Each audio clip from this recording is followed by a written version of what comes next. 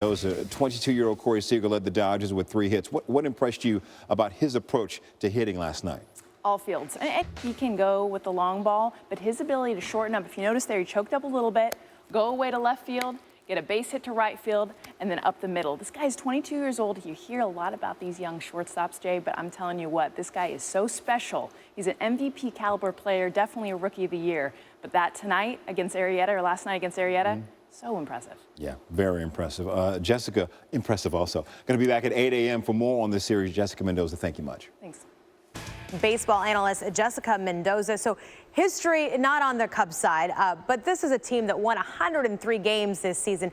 As you look just at how the rotations shape up for the rest of the series, how can they win this series? Well, they've got to win 3, obviously. With Merritt here, what do you make of the best course of action here with Francona deciding this is how he's going to put the rotation? Don't doubt Tito. I mean, he knows. Just get us 5 last night for the Indians. Look at the back end of what the Indians can do. And you bring up 87 to 90. It worked out for Rich Hill. Yes. 87 on the gun for a fastball, right? Exactly. Against the Cubs. Jessica's going to come back on SportsCenter during the 10 a.m. hour to discuss more of the AL and NLCS. Let's bring in baseball analyst Jessica Mendoza to talk a little hardball with us.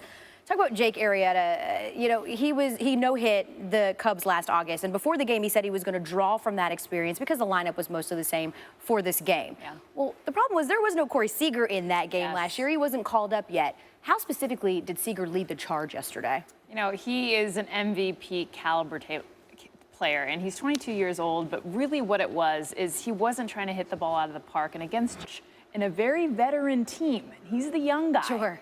To show we can hit this guy. Yeah, now the Cubs are going to have to turn, or rather the Dodgers are going to have to turn it over. And we're taking a look at the Cubs who have now been shut out. Can lay off what really Urias does to get them out. Really a big reason why they're hitting 154 against lefties in the postseason so far.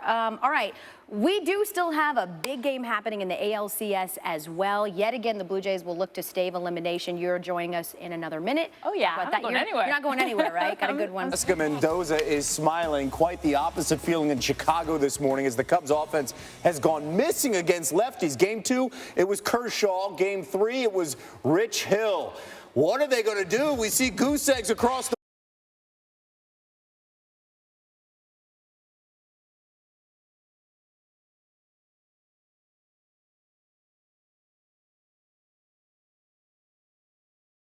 Jessica, let's go back to the Rizzo at bat. We're talking about a guy who's batting .077 of this postseason. No home runs, no RBI, and that was a critical situation. He couldn't come up. You know, and I hate putting it on one guy. In the Valley, may get deeper. The Cubs failed to score a run, and now the game started by Clayton Kershaw and Rich Hill.